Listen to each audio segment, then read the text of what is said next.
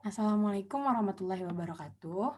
Kami dari kelompok 5 yang beranggotakan dari Firstly Haitsumi Barokah dan saya sendiri Razilita Salosalampesi, Nur Fauzia, dan Marsa Novia Prihadi. Pada kali ini kami akan menjelaskan materi mengenai landasan psikologi ilmu pendidikan. Pertama-tama akan dijelaskan oleh Firstly. Next.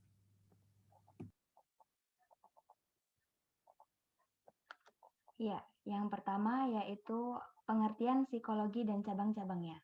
Psikologi merupakan ilmu tentang tingkah laku manusia beserta proses mentalnya. Psikologi sendiri berakar dari filsafat kemudian berkembang menjadi sebuah bidang tersendiri pada akhir tahun 1800-an dan awal tahun 1900-an. Tentunya banyak aliran-aliran yang bermunculan. Setiap aliran memiliki sudut pandang yang berbeda-beda dalam melihat kasus dan cara terbaik untuk mempelajari manusia. Nah, para strukturalis mencari elemen-elemen pikiran dalam manusia. Lalu fungsionalis mempelajari cara-cara proses mental dan tingkah laku sebagai penyesuaian diri. Para behavioris berkonsentrasi pada studi objektif mengenai tujuan pembentukan perilaku tertentu tentang apa yang dilakukan manusia dan hewan. Perspektif kognitif berfokus pada bagaimana informasi diproses. Perspektif humanistik memandang keunikan dan potensi manusia. Perspektif neuroscience bertujuan untuk mengoptimalkan fungsi otak manusia. Next.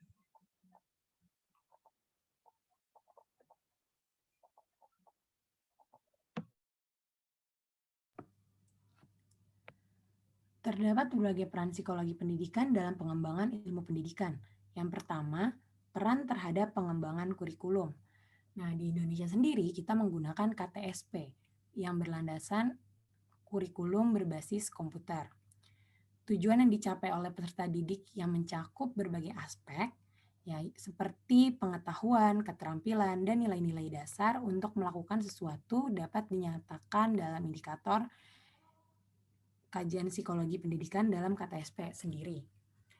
Yang pertama, kemampuan siswa melakukan sesuatu dalam berbagai konteks. Yang kedua, pengalaman belajar siswa. Yang ketiga, hasil belajar, learning outcomes. Yang keempat, standarisasi kemampuan siswa. Next.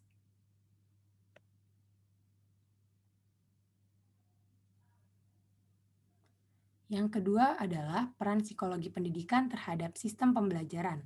Teori pembelajaran dapat dikelompokkan dalam 3 aliran besar, yaitu behaviorisme, kognitivisme, dan humanisme.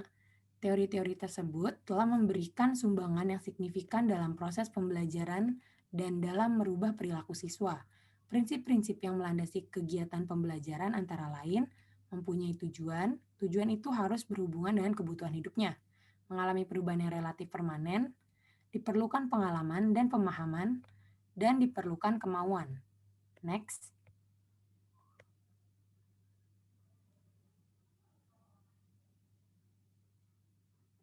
Yang ketiga, peran psikologi pendidikan terhadap sistem penilaian.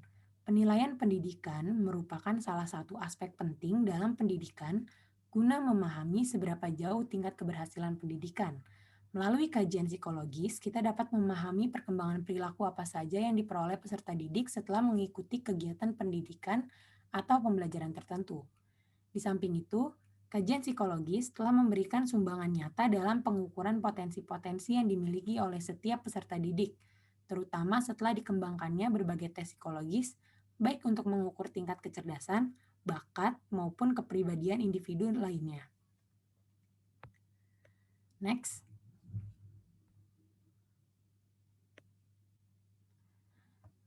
Yang keempat, peran psikologi pendidikan dalam mengelola kelas.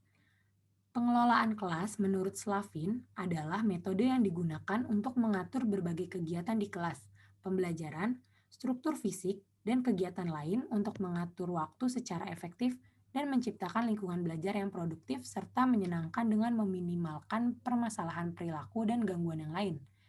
Terdapat perbedaan pengertian pengelolaan kelas antara konsep lama dan baru. Konsep lama atau tradisional seperti lebih memfokuskan pada bagaimana tindakan guru terhadap siswa yang menunjukkan perilaku menyimpang, lalu menekankan pada aspek disiplin. Guru berorientasi pada kontrol dan guru kurang melibatkan siswa dan kurang menyampaikan materi yang penting. Asumsi dasar yang digunakan adalah para siswa atau mahasiswa lebih banyak terlibat pada tugas pelajaran dan mengurangi waktu untuk kegiatan non-akademik. Dengan demikian, siswa akan belajar lebih banyak. Pendekatan tradisional memfokuskan pada waktu dan energi, selanjutnya proses pembelajaran kurang diperhatikan. Next.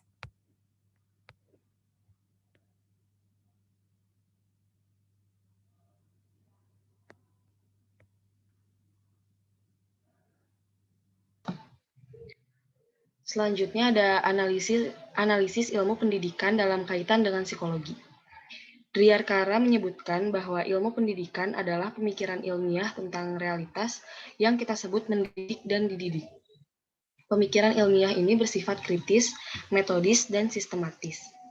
Sedangkan pengertian psikologi menurut Meyer yaitu sebuah disiplin ilmu yang mempelajari tentang analisis proses mental pada manusia serta struktur daya ingat, atau bisa dikatakan sebuah memori untuk memahami perilaku atau tingkah laku manusia.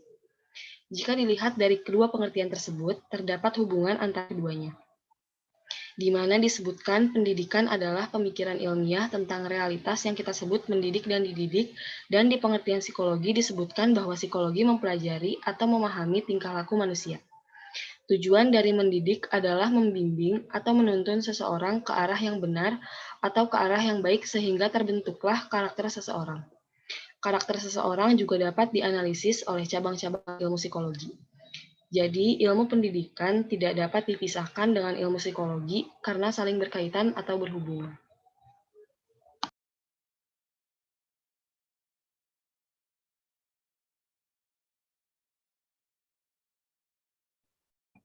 Selanjutnya, ciri-ciri pertumbuhan psikologi anak.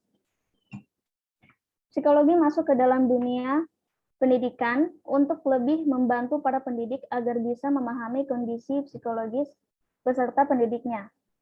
Cara memahaminya adalah mengetahui ciri-ciri pertumbuhan kejiwaan anak dari setiap tingkatan pendidikannya.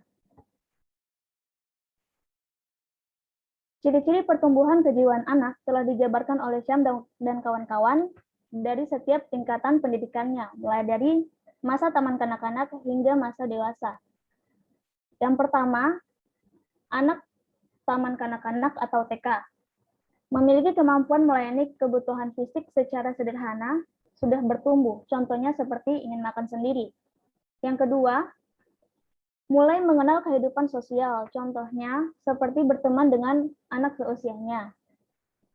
Yang ketiga, belum dapat membedakan antara yang nyata dan khayalan. Contohnya, anak pada seusia ini masih memikirkan bahwa unicorn atau mainan mereka bisa berbicara, padahal itu hanya khayalan mereka.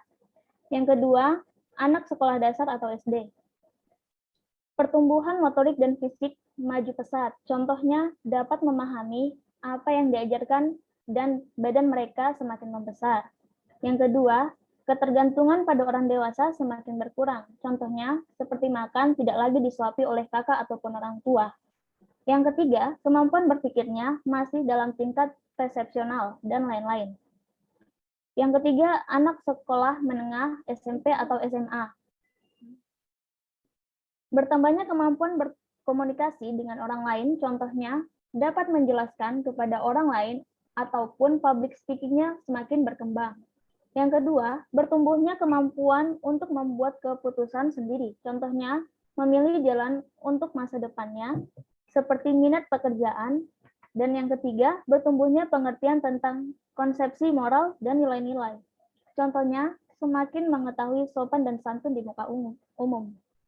Yang keempat, untuk orang dewasa, mereka memiliki kemantapan emosi. Contohnya, dapat mengendalikan emosi lebih baik lagi. Yang kedua, kemampuannya menyesuaikan diri dengan lingkungan semakin baik. Contohnya, dapat beradaptasi dengan lingkungan yang baru. Dan yang ketiga, menyadari kekurangan diri yang harus ditingkatkan untuk penyempurnaan diri. Contohnya seperti tahu kekurangan diri sendiri. Next.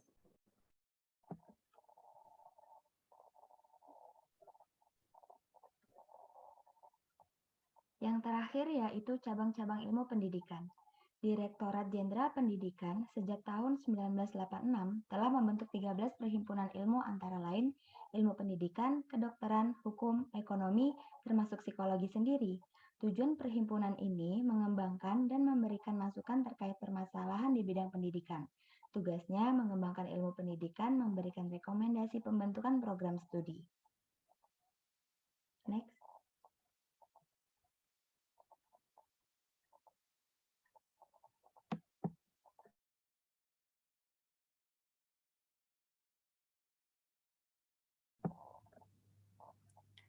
Sekian dari kelompok kami yang bisa kami sampaikan. Mohon maaf apabila masih ada salah-salah kata.